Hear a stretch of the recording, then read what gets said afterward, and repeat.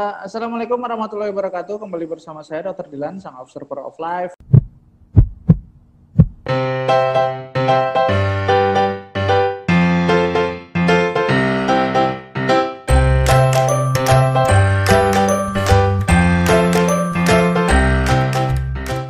Nah, hari ini saya kedatangan tamu spesial yang mana beliau ini adalah sejawat saya. Saat ini beliau adalah seorang ketua PDUI. Masih ya, Bos? Masih ketua PDUI Kepulauan Riau. Ya, jadi Dr. Jaini Saragih. Yang ingin kita bahas di sini adalah ternyata beliau pernah mengalami COVID-19 dan keadaannya konon katanya informasinya itu sampai beliau masuk ke ICU. Dan inilah yang mau kita gali, bagaimana proses penularannya, kondisi yang dialaminya, proses perjuangannya melewati masa-masa penyembuhan sampai saat ini keadaannya seperti apa. Karena dari berita itu sampai ke saya bahwa Dr. Jaini masuk rumah sakit, ada Mali, masuk ICU, kemudian sembuh, katanya sudah keluar dan komunikasi kita baru ini ya, Bros. Iya. Belum ada sama sekali. Kemarin Namanya saya by WA. WA aja kita komunikasi. Ya, waktu sakit itu saya WA nggak masuk dua centang tapi nggak tertib. Ya, saya nggak tahu, mungkin HP sedang tidak dipegang. Nah, inilah kita mau mendapatkan informasi. Kira-kira awal mulanya itu pada kapan dan kemungkinan itu kenanya dari mana itu, Dr. Jenny? Sepertinya kita kenanya itu sewaktu menghadirin acara syukuran ya. Acara syukuran di daerah perkampungan di sekitar daerah Rantu. Rantu ini maksudnya Rantu Prapat atau perantauan? Oh, waktu di Sumut berarti. Jadi kemungkinan pada saat itu kondisi saya itu sedang betul-betul lemah ya. Karena saya itu barusan jemput istri dari Aceh. Jadi perjalanan Aceh naik ke jalur darat. Sesudah sampai di Medan, kami langsung ke arah Sidikalang. Dari Sidikalang kami ke Siantar, dari Siantar balik ke Medan, dari Medan ke Rantau Prapat. Di Rantau Prapat. Tujuannya apa? Ya. Memang ada urusan? Ya, memang ada urusan.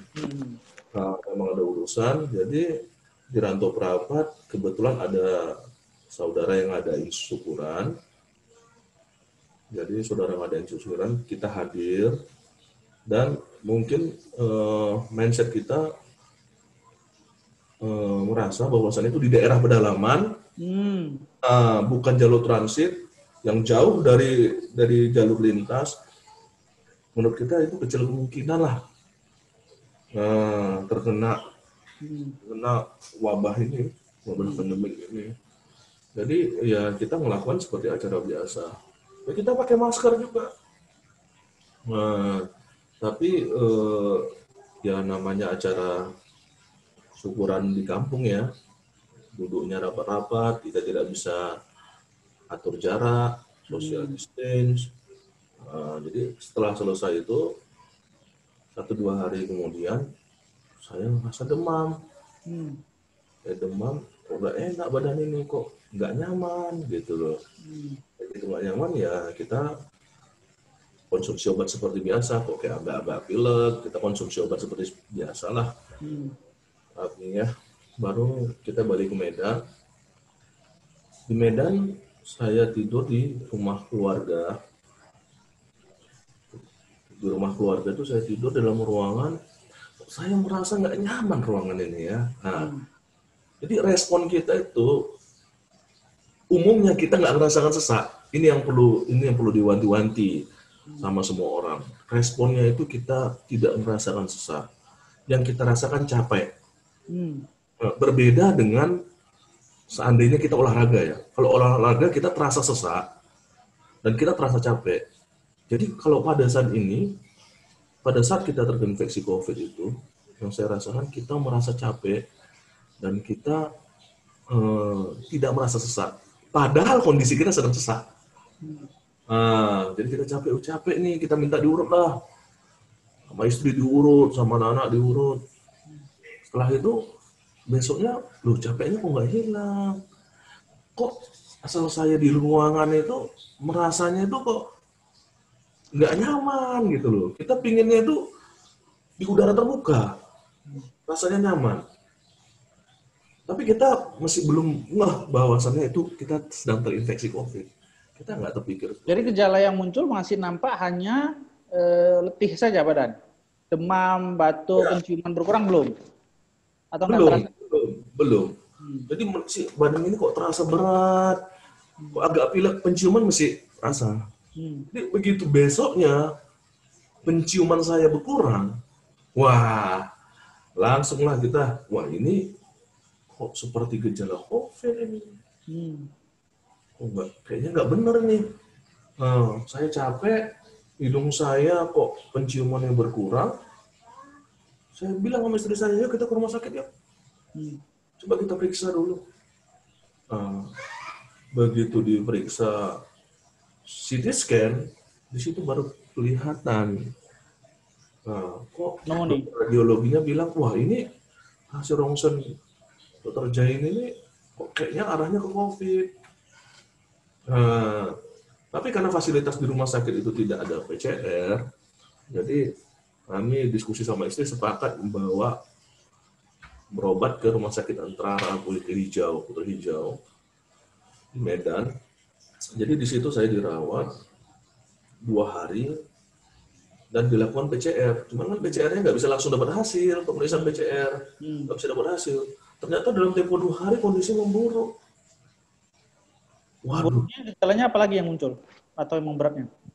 Memburuknya ya kita ngerasakan kita semakin di situ baru muncul kita pun ngerasa bahwasannya kita bukan sesak. Yang kita sadari bahwasan kita capek dan oksigen itu bisa menghilangkan rasa letih kita. Pemahaman saya nambah bahwasannya mungkin inilah yang disebut happy hypoxia ya. Jadi waktu masuk itu saturasinya berapa? Pas waktu masuk ke rumah sakit, sebelum masuk di rumah sakit, itu saturasi saya 95, 94. Nah, kita sudah konsultasi ke dokter, teman kita yang dokter paru. Jadi kata dokter paru, waduh di rumah sakit aja lah. Ya udahlah besoknya ke rumah sakit. Masuk ke rumah sakit itu saturasi itu 93, 92, 91. Itu di TNI, di Rumkit? Di Rumkit, iya. Ternyata di Rumkit itu ya kita dikasih terapi, dikasih obat-obatan, injeksi oleh penyakit dalam di sana. Dan hasil swab PCR-nya itu belum ada. Tapi kita semua sudah arahnya ini ke COVID nih. Berdasarkan foto radio. Jadi kita carilah mana rumah sakit rujukan untuk penanggulangan COVID. Disitulah yang saya merasa gimana gitu. Kenapa? Karena pada saat itu ruangan itu semua penuh. Sekota Medan itu penuh. Saya bingung. Waduh, gimana kita menunggunya nih? Sementara kondisi saya itu makin kritis.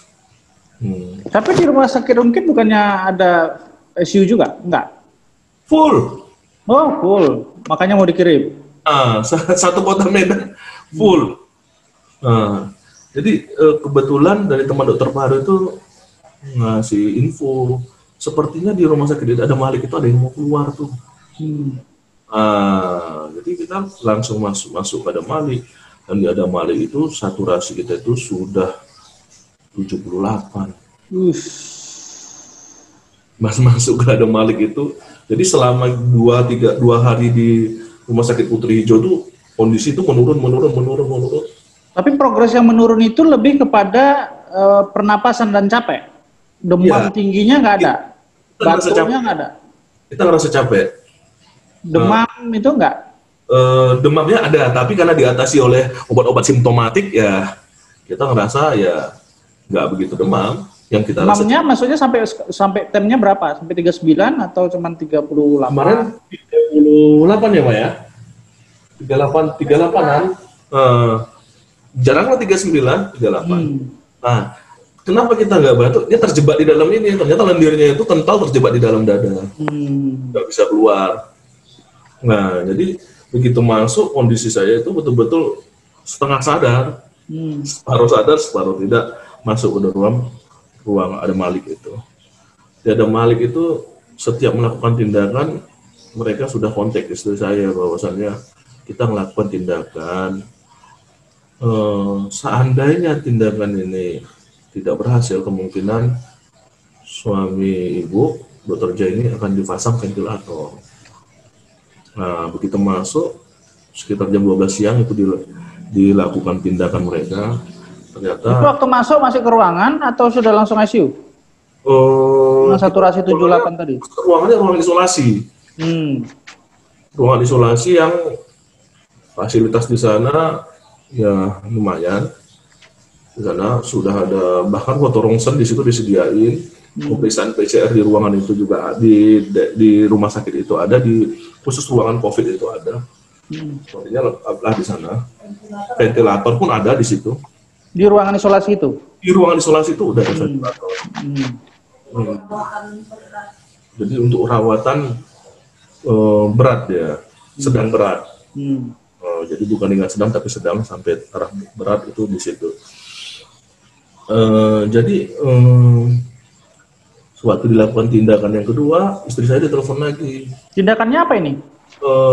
Mungkin mereka memberikan obat-obatan. Saya kurang sadar mungkin ya. Mereka memberikan obat-obatan, mau itu pengencer darah dan obat-obat lainnya yang diberikan.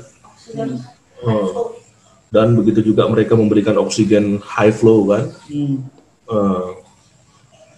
Ya segala cara mereka buatnya, tapi setiap melakukan tindakan mereka telepon ke istri, Bu, ini kita lakukan tindakan. Yang tadi seperti tadi juga, kalau seandainya tidak berhasil, kami akan lakukan pasang ventilator. Yang ketiga juga seperti itu. Ternyata yang ketiga itu mereka itu ngasih nebul, menggunakan NaCl. Ternyata sudah itu kita mulai batuk-batuk dan bisa mengeluarkan dahak. Nah, pada saat itu saturasi naik ke 90, 89, 90. Dari 75 itu? Dari 78. Dari 78, alhamdulillah ya. Naiknya 89, 88, 89, 89, 90, 89, 90. Kondisinya ya menurut saya sangat parah sekali gitu. Karena pada saat itu kesadaran kita itu kita tidak bisa memikirkan yang lain-lain.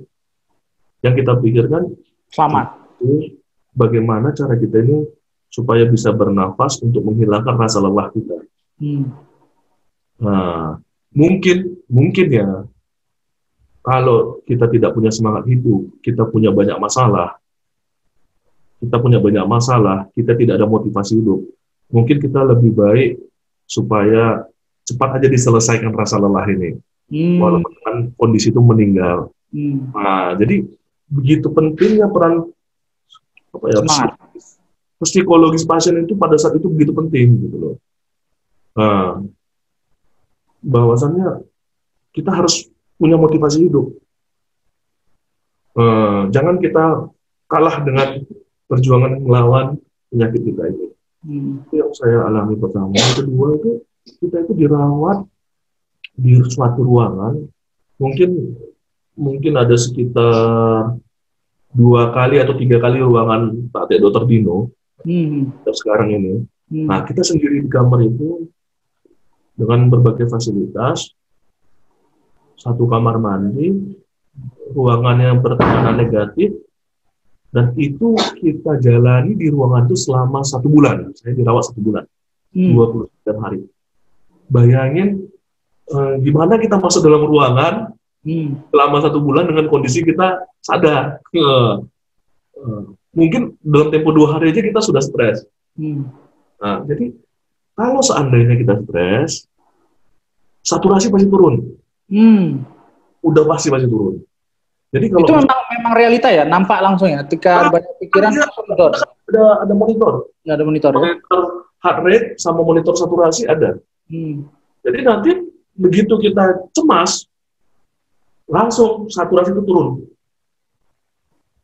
Begitu kita gelisah saja, kita mikirin bagaimana penyakit kita ini, langsung saturasi turun. Nah, begitulah hubungan efeknya pola kita berpikir, mindset kita dengan cepatnya turun saturasi itu. Jadi betul-betul sebenarnya gimana ya, butuh sosok yang memberikan motivasi untuk pasien COVID itu sangat penting sekali. Karena menurut saya jatuhnya korban yang banyak gara-gara apa? Karena mereka menghadapi dengan cemas, dengan gelisah. Bagaimana pekerjaan kita, bagaimana anak kita, bagaimana istri kita, bagaimana kondisi rumah kita yang ditinggalkan.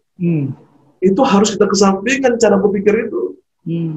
Yang kita pikirkan bahwasannya kita sudah diberi anugerah sama Tuhan kehidupan, memberikan kesempatan kita untuk mengkoreksi diri. Kita harus betul-betul berpikiran positif. Sebenarnya pada saat itu saya berharap semua pasien COVID yang di sekitar saya ada sosok orang yang memberikan motivasi itu. Baik secara online ataupun langsung direct ke pasiennya. Karena ada pasien loh yang begitu masuk dia nggak terima, menjerit-jerit loh di ruangan itu. Wah, tolong lepaskan apa? Apalagi pasien anak-anak. Wah, kita nengoknya kasihan gitu. Belum lagi itu kan kamarnya itu kayak ruangan itu terbuka itu kacanya tuh. Kacanya kaca transparan. Oh, jadi pengalaman saya itu karena kita nggak punya aktivitas ya kita meningkatkan kegiatan beribadah. Karena tengah malam bangun kita lakukan sholat. Waktu kita lakukan sholat itu kan kacanya transparan tuh. Lewat peti mati. Wah, apa enggak kita kan cemas. Padahal kita sedang sholat tuh lewat peti mati, berarti sudah ada yang meninggal. Kan? Baru selesai sholat kita pikir wah udahlah nggak bisa melihat lagi, udah aman. Begitu kita berdiri, beres-beres kain, rupanya peti mati di depan disolatkan. Lihat lagi peti mati. Nanti kita duduk, tiba-tiba lewat orang sudah ditutup ininya, sudah exit. Jadi yang pasti tekanan mental itu ada. Dan itu betul-betul merupakan terapi nomor satu menurut saya. Terapi nomor satu bagaimana supaya saturasi itu kita bertahan tinggi. Cemas sedikit, turun langsung. Kita ngobrol sama istri, kita bicara tentang persoalan makanan saja, itu langsung turun saturasinya. Begitu turun, kita putusin telepon, kita tarik nafas dalam-dalam oksigennya, tarik nafas, lepas nafas, alihkan pemikiran kita ke yang lain, baru dia stabil lagi. Jadi bagaimana triknya memanipulasi pemikiran kita ini supaya tidak terikat dengan hal yang mencemaskan kita, saya rasa itu sangat penting sekali untuk COVID, untuk pasien penderita COVID. Jadi kunci sukses bertahan itu sepertinya di sana ya? Ya, gimana? Kunci sukses bertahan, survive itu bisa dari sana? Survive di sana. Karena orang, rata-rata teman-teman saya yang sudah kena masuk ruangan situ, yang kondisinya ringan sedang ya, 2 hari saya nggak terima. Nggak terima saya di dalam ruangan ini. Dan ruangan ini justru membuat saya jadi makin sesak. Lebih bagus saya keluar. Nah, padahal seharusnya begitu masuk ruangan itu dia harus merasa lebih safety, lebih terperhatikan. Tapi karena banyak yang simpang siur pikiran yang kita lewatin, ini kerjaan gimana. Jadi semakin mengkhawatirkan, justru jadi makin memperberat keadaan kita. Pikiran positif itu sangat penting sekali. Sangat penting sekali. Nah, tadi kan Dr. Jenny cerita di awal mengalami 3 tindakan dan tindakan yang ketiga berhasil untuk menaikkan saturasi ke 90-an ya? Yeah. Dari 78. Nah, setelah hari itu, kan tadi kita katakan 26 hari. Iya, 29. 29 hari dirawat di ruangan itu. Nah, dari awal itu, ketika berhasil ke 90-an itu, apakah dia terus bertahan di 90 atau sempat drop sampai ke 78 lagi? Tidak. Dia seandainya dia kan 89, 90. Jadi sewaktu kita mengalami ya mengalami kegiatan fisik, dia turun. Sewaktu psikologis kita juga bermasalah, dia juga turun. Nah, jadi sewaktu kita melakukan pergerakan, bergerak, capek, dia langsung turun. Turunnya seberapa jauh? Turunnya biasanya bisa 4 angka. 86 gitu lah ya. 86, 87, 88, balik lagi 89, 90. Jadi kondisi 90 sampai 91, dari 89 naik nanti 90, 90, 91 itu saya mengalami itu 1 minggu. Proses fase dari 90, 91, 90, 91 dengan menggunakan oksigen, saturasi saya 90, 91, itu sampai 1 minggu. Setelah 1 minggu. Keluhan yang dialami selama seminggu awal, kalau tadi 78 kan jelas pasti sesak ya. Kalau 90 itu keadaannya apa? Penciuman masih berkurang? Masih berkurang. Penciuman saya pulih itu setelah 2 minggu. Setelah 2 minggu, saya baru merasakan pelatus itu ada baunya. Oke. Nah, pelatus ada baunya, kalau kita BAB baru ada baunya. Berarti setelah tindakan itu kan tadi dikatakan waktu masuk itu kan keadaan setengah sadar. Setelah sudah masuk ke 90 saturasi itu berarti sudah sadar dan bisa berjalan. Bukan tergeletak di baringan. Tergeletak. Kita sadar dan kita tergeletak. Istilahnya kondisi kita tidak berkemampuan apa-apa. Bahkan kita menggunakan pampers, kita tidak bisa ini lemah nih. Menggunakan pampers, kita butuh bantuan orang untuk membersihkan selama 2 hari. Berarti di sana saat itu keadaannya sedang lah ya? Atau berat? Kan sedang berat. Kondisinya sedang berat. Sedang berat lah ya? Sedang berat itu. Jadi ukurannya ringan sedang, sedang berat. Jadi kondisinya sedang berat. Kira-kira nih boleh berbagi dokter Jenny, selain dari penanganan obat yang diberikan rumah sakit dari protap yang berlaku di Kemenkes misalnya ya obat-obat yang sudah ada jelas lah ya, apakah ada hal lain lagi yang dikonsumsi? Ada.